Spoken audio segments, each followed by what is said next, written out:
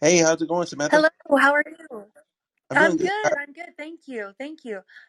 Yeah, I don't think it's really been confirmed yet that he's dead. Um, Certainly his family hasn't reached out and said anything yet. Um, and I wish there was a little more sustenance to these rumors. I But believe I his guess if he, brother, pardon? I believe his brother is the one that posted on his Instagram that he passed. He put it up Oh, on his. really? Yeah, that's the article I was reading from. It was Okay. from yeah, it's Anton Daniels. Yeah, he Oh. confirmed it. I think that's his friend. Yeah, Hmm. yeah, Um, well, yeah. I am in no way celebrating this man's death, okay? But am I upset about it at all? No. He was a very divisive character, and hmm he spat a lot of hateful rhetoric, particularly towards Black women. And I can understand why women of color would would take it upon themselves to want to celebrate. I just feel like we should hold ourselves to a higher standard than that, you know. Um, but it is an important lesson in that hmm the words and the actions that you say right now are going to be part of your legacy. You hmm know, just last week he was talking about women over 35 being like garbage people and outcasts and Oh such. yeah, yeah. You know, He called them leftovers, like being single. leftovers. That's right. Yeah. Yeah, Um, he equated them to leftovers. yeah. And he died single and alone, and I think that's sad. Well, he actually, well, from what I read, the report read, he actually wasn't alone when he died. There was a woman that was there with him. So there's Oh, that. well, I mean, you know what I mean. He wasn't in a loving, committed relationship. You know, Yeah, in but a he was in a relationship with himself, certainly, at the very least, I guess. But yeah, but um, that's what like everybody's perspective on what they want at the end. You know what I'm saying? Like if you just want, I think for me, I see it as at least he died doing what he loved to do, something that he liked doing, and he was doing what he thought was correct.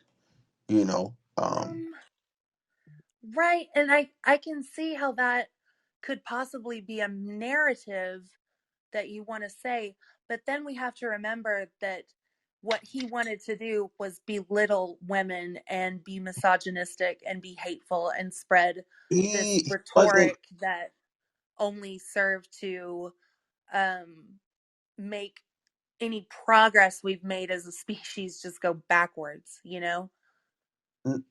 I don't feel like he was saying that. I think when you just if you just step back from it and you just look at it as like, hey, what all he was saying was like, if you have this idea, you have two ideas. You Uh huh. have you have women want to be independent, and they want to make money and all this other stuff, right? You have that idea over here, and then you also have the narrative of, well, we want the stereotypical man as well, but we're not going to be stereotypical women. He was saying that the two he was saying just that the two ideas conflict on some levels, which isn't And I get necessarily that. false. But in the next sentence, he says that women my age, I'm 39, are leftovers because I mean, I've never had the desire That to be married or have children. And according to him, and to to one of his staunch followers who I happened to run across last night, unfortunately, I had given up on life because I chose myself and my career over wanting to have a family. And I think that's really sad. Oh, so I will agree with you there. Like the whole, like, if you wanted to just choose your career and you know what I'm saying, and do that's you can act, you can do that, and that's your right as a human being. You are allowed to do Sure. that, and no. no one should belittle that, because that's your right as a human being to choose what you do with your time here on this earth. So I'm never Absolutely. agree with anybody on that point. You have every right to do exactly what you want to do. Um, Hmm. that leftover comment, I don't remember seeing the full clip, but he said something to that effect before, and I think even though he said it and it's really rude, it's rude. I'm not taking nothing away from that. That comment is wild to say, Yeah. just on the live stream and look them dead in the eyes and say it. That's a really messed up thing to say. But I will say this. In the other videos, what he was saying was, um, to those women that come on his show, which again they're choosing to. They're choosing to. He's not Hmm. paying them, not making them come on there. They chose to come on there. That when you want this type of man, your idea, and when you look at all the options that he has to choose from, why would he pick you? It's almost it's like, I mean, what was it? What was it? What did somebody equate this to? Somebody online equated it to, like, when you go to the car dealership, you look for what's in your price range. Uh-huh. So if you go there and you're shopping out of your price range, are you going to be able to keep said vehicle? Because a lot of people get cars and then they end up getting them repossessed because they are living a lifestyle above their means. And Uh-huh. he's saying to some people that You where you don't think are, it's a little bit distasteful to compare human lives to vehicles, though? Like, I don't think so that analogy tracks because we that's are not inanimate objects. We are human beings with real emotions so and things that are said can and do hurt, and right. he was saying cruel things with the intent to hurt. Right, right. So I don't again, when I watched his lives all the time, he he's always very respectful. It's just once it gets to the point where his message doesn't get through, he does get a bit rude at that point, and it Hmm. from mild to what he said that other night, about the leftovers things. It gets that that's And his do you that's there's his such range. a disparity there. Like this idea that women over 35 are leftovers, but it's perfectly okay for him as a man to be 56 and not taken and single, and he's not considered a leftover. Like it's It's just not. perpetuating sexism and misogyny So and yeah, go ahead, I finish your point. oh yeah, no, that's it. So okay, when you look at it this way, right? When you think about it this way, when he says that about women, he's talking about he's talking to the women that he's talking to, and the women that are asking him these questions, Uh-huh. because they want to know why they can't obtain this man. And he's saying that, it's almost the same thing. If you're a man, if you are a man and you're 35, like 35, overweight, you know what I'm saying, and and you're not even like, and you're like bald, you know what I'm saying, and you're like balding, so you have like a bald spot in your head, like you're Uh-huh. not the most desirable dude. And that's what he's saying about those women. He's like, you already have 2 3 kids, you already have, what I'm saying, different things that would make someone go, hey, I'm not. It's the same thing with guys. If you already have kids, if you're not taking care of your health, you know what I'm saying, your dating potential is less. Like, Sure. the number of women that are gonna swipe right on you on Tinder is gonna go down, just off rip. Right. It just is. That's the default. Now, him calling people leftovers, yes. But if we look outside of that, and we just look at the context of, hey, if you don't do the things to take care of yourself, if you are outside of the typical, like, dating range, and someone has the option to go down and do something else, then yeah, that's gonna happen. That you're gonna end up not, if you're still desiring to date, you're going to end up not dateable. you're going to end up in this category where you're not one of the people being dated, because you know what I'm saying, the women are dating these certain types of men and the men are dating these certain types of women, and that's it, and everybody else is just left to fend for themselves. There's leftover men. Right.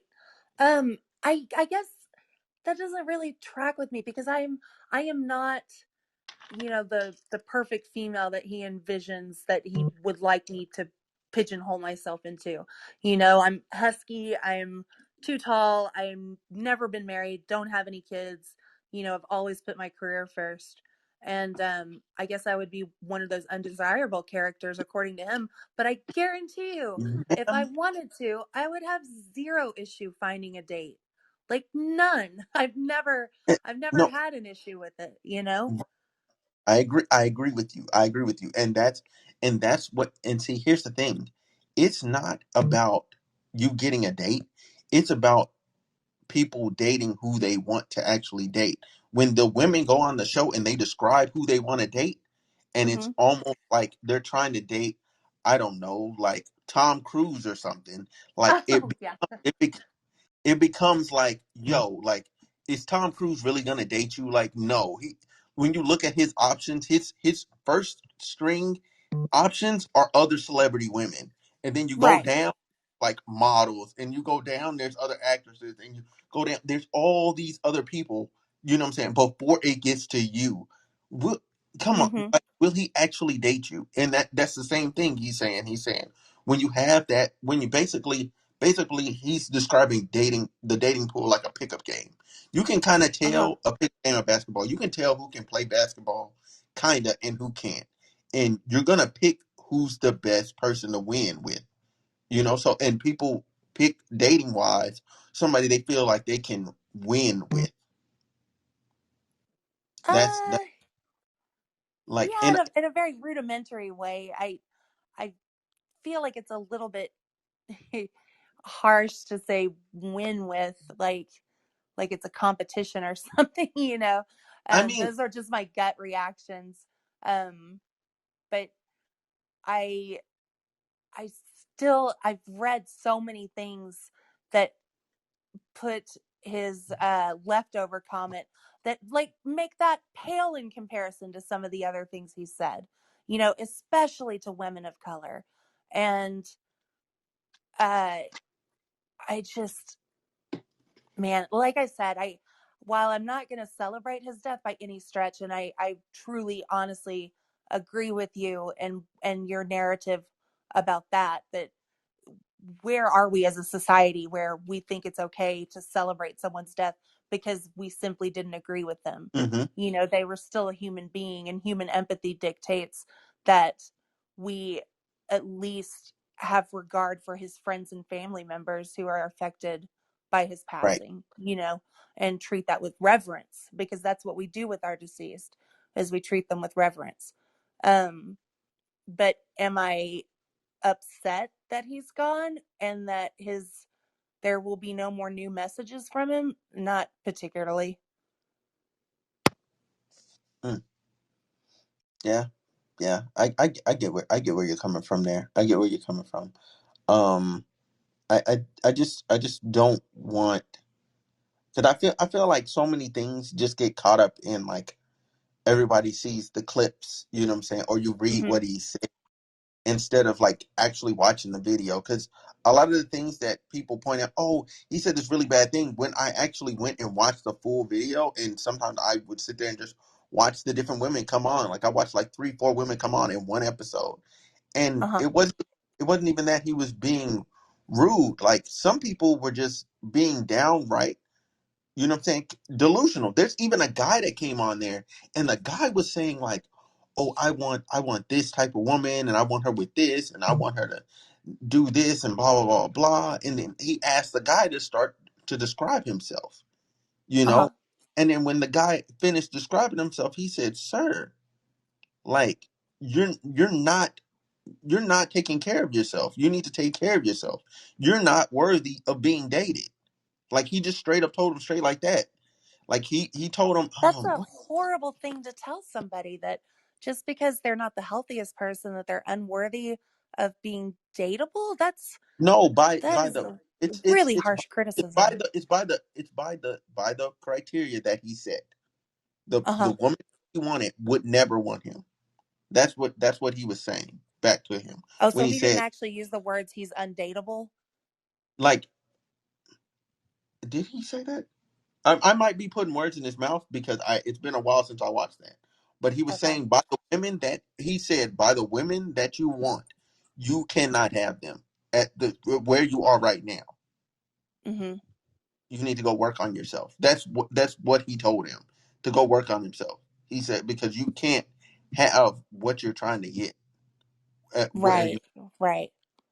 Uh, I I like the other thing that you said about if you are not a fan of his message, but you intentionally go out and watch his videos, like there's kind of something wrong there. Like you probably Yes, shouldn't do that because you're just setting yourself up to be angry. And I think that's kind of where I stand.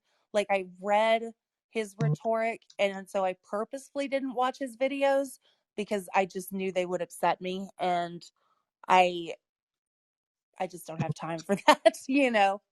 yeah, like even people there's there's people that I disagree with like vehemently, but if I Mhm. try to like for instance like I'm not a fan of Ben Shapiro. I'm not a fan of him at all. Mhm. Don't However, when I go into a video, I go in open minded to try and give this person a chance. If I'm going to sit there and watch it, I'm like, okay, I have to sit my feelings and my opinion on the back seat and just let this person say whatever they're going to say with full context, without Right. me looking to get angry. Because I feel like a lot of people when they watch things, they go in ready to be angry Oh because my they know gosh. And the person is going to does it upset. not? Oh, sorry. Go ahead. Yeah, yeah, they feel like this person is gonna upset me. Sure. If you step back and you just go, if you're gonna watch it, you have to go, okay, I'm gonna sit everything to the side and I'm gonna give this person a chance to fully explain themselves. Maybe Mhm. what they're saying isn't that bad. You know what I'm saying? And that's how I Right. look maybe that's how Um I look at Ben Shapiro. Um I I don't really care for Fox News. I don't care for CNN either, which is uh-huh. interesting. Because I find myself like I just like truth. So I'm gonna go find the correct information regardless. And I don't like the fact that both of them slant so hard either way, and they will omit certain things to give you that full context to make you go either, oh, that's not so bad, or oh, that's not even what that was really gonna do. You know what I'm saying? They'll Right. tell Right. you It's this certain thing spin. is gonna be the outcome, and that's not even gonna be the outcome. The outcome is just like I don't know something trivial, but that's not what Mhm. sells.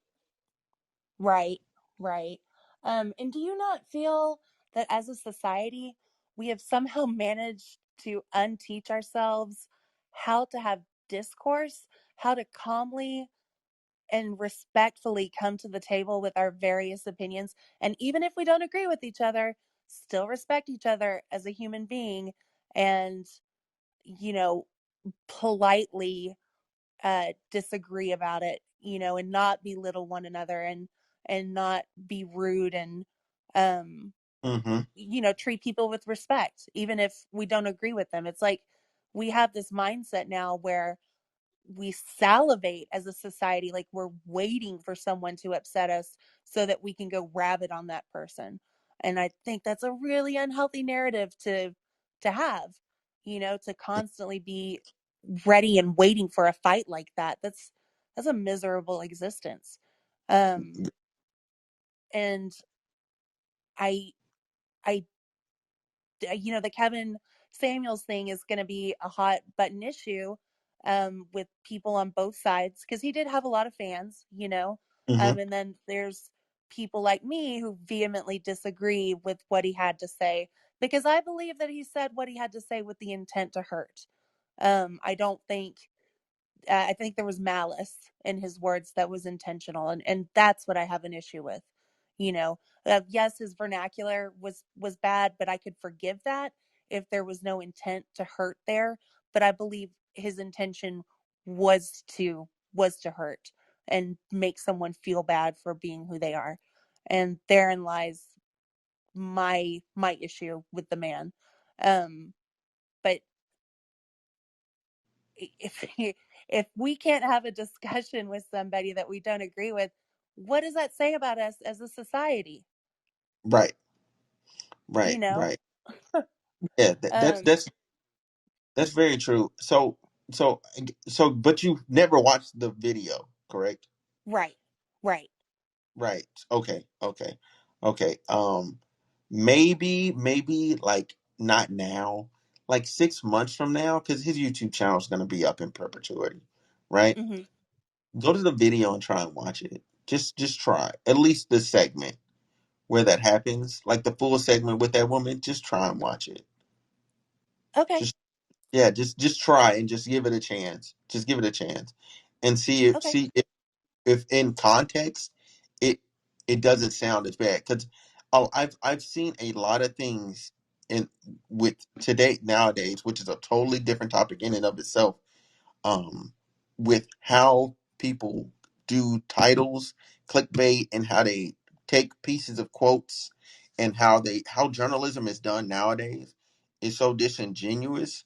Like, you will never truly know what this person said in Sure. context and what they meant. Like, I don't Hmm. trust anybody that, unless they're actually showing me what actually happened. I don't trust anything. Like, even if it's heck I'm an African American man, right? If Hmm. someone tells me, oh, the police, uh they brutally murdered this man, right? Police Hmm. brutality, blah, blah, be upset, right? I covered something like this on my YouTube channel where I literally just sat there. I said, "Hey, we are going to watch this body cam footage. We are going to sit here, watch this body cam footage, and we're going to see what happened." At the end of it, I said, "I'm surprised the police didn't shoot him earlier. I would have shot him earlier." That's how I felt at the end of it, and Uh-huh. I had to say, um, why are we not getting full context before we get upset? Why are we letting someone control our feelings and control us to the point that we're not seekers of truth anymore? No one's Sure. And actually. and Go that ahead. touches on a really great point of view where no, I can't control what you say. All I can control is my reaction to it. And Mm, I don't go into any debate, without trying to at least meet the person on the other side with respect because, mm-hmm. I respect you as a human being. I may not agree with you, but that's okay. We can still walk away from this as friends and having learned something from one another, Right. Right. you know?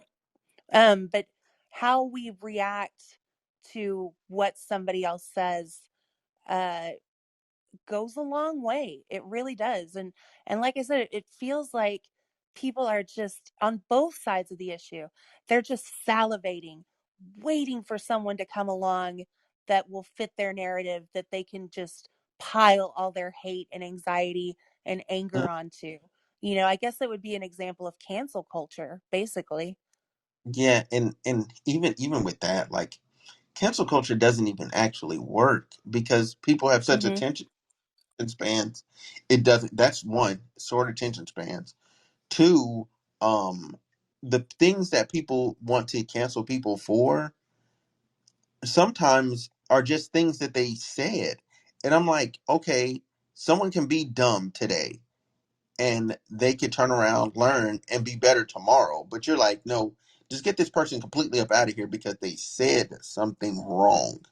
Now Mhm. it does vary. Now it does vary. Like, if you say something to the effect of, what was it? Who said, there was somebody that said something really egregious recently. Okay, I'll just put it like this: somebody that does something egregious, like, right, like R. Kelly. We'll take R. Kelly for instance, right? Everybody Okay. know what that is, a cancelable offense. We should not be Yeah. listening to him. We should not be. That is a cancelable offense. That is something everybody should agree upon, and we should be everybody be on the same page. And but even then, I know people that still to this day support him. I'm like, what is Wow. wrong? Yeah, I'm no like, kidding. That's heinous. yes, yes, I Wow. yeah. There was a girl on Twitter. She's like, so like Aaliyah must have wanted it, and she agreed to it. I'm like, she's She was 15, a early child. 15 at the oldest when they met. I'm thinking, Yeah. I'm pretty sure they met when she was 14, and I thought it was 13, honestly. probably so, probably even young, yeah, probably 13, and then he was like 27, Mm-hmm. something like that. I'm like, that is sick. That is disgusting. And how anyone could support that is absolutely beyond me. And that's what I mean. Like, I I respect your right to have that opinion.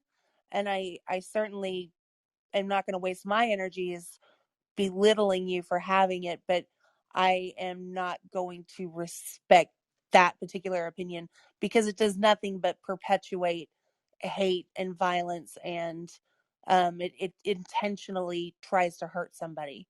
You know, there's intent there that is is just horrible. Yeah, yeah, yeah, yeah, You know. yeah, and Um, hmm Uh, well, I just wanted to say I really appreciate your candor and having this open and frank discussion with me. Uh, I um, I'm not saying you're a fan of this man.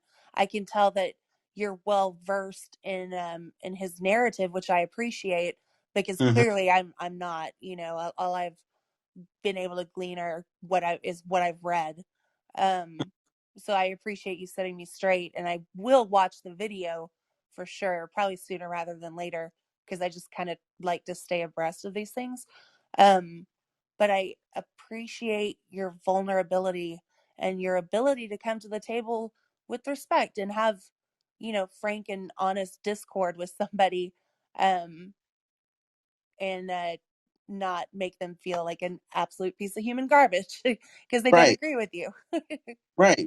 I think that's so terrible to where you Hmm. can't have friends of different perspectives or talk to people of different perspectives because there's so much that you can learn from Sure. people that differently from you, like to give you better insight to kind of like um see something in a more holistic point of view. Because my, Hmm. my thing is, I don't see the world as black and white. I see it as permanently gray. Like there's only couple fringe. There's only things on the fringe, like extremes that are Hmm. black. Most things are very gray, and it just it depends on what perspective you have on it. Oh, Like I would for agree with that instance, wholeheartedly. Yeah. I'll use the example. I'll use the example that this older guy gave to me. He was like, if you lose $5, you look at that as a bad thing. If someone comes along and finds that $5 that was hungry and needed $5, they look at it as the best thing that ever happened to them. Sure. And that's how he gave me the example of what might be bad necessarily for you could be really good for somebody else, and Hmm. everything adds this butterfly effect that affects everything. And so it's not good to look at things as necessarily always bad or always good. A lot of things just depend on where you're sitting that day. That's a really great point. Thank you for bringing that to my attention. It's definitely going to change the way I view a couple of things. You've given me a lot to ponder this evening, and I really appreciate that. Thank you. Thank you for coming on. Thank you. Yeah, Thank you. man, it's been a great discussion. Thank you for having me on your platform. Yeah, pub yourself. Like, tell people where Oh, they can find you and how they can, sure. yeah. Um, the link to my latest album, I'm a professional musician. I've been a touring musician now for 20 years, and the link to my latest album is sitting in my bio here on hmm Wisdom. I'm currently working on an album with my band, and we're going on tour this summer, and I just could not be more thrilled. It's going really, really well, and I'm really excited about what the future brings. So, and then So, on Friday and Saturday nights here on Wisdom, I do an open mic night over on my platform starting at 8 Central, where you can come and sing a song or read a poem or read a short story. The point is you get 15 minutes and a captive audience, you know? All right, all right. So that was Samantha Ryan, I believe. That was Samantha. If did I get her name right? Hold on, I gotta go look. I gotta go look. I gotta make sure I'm reading this right.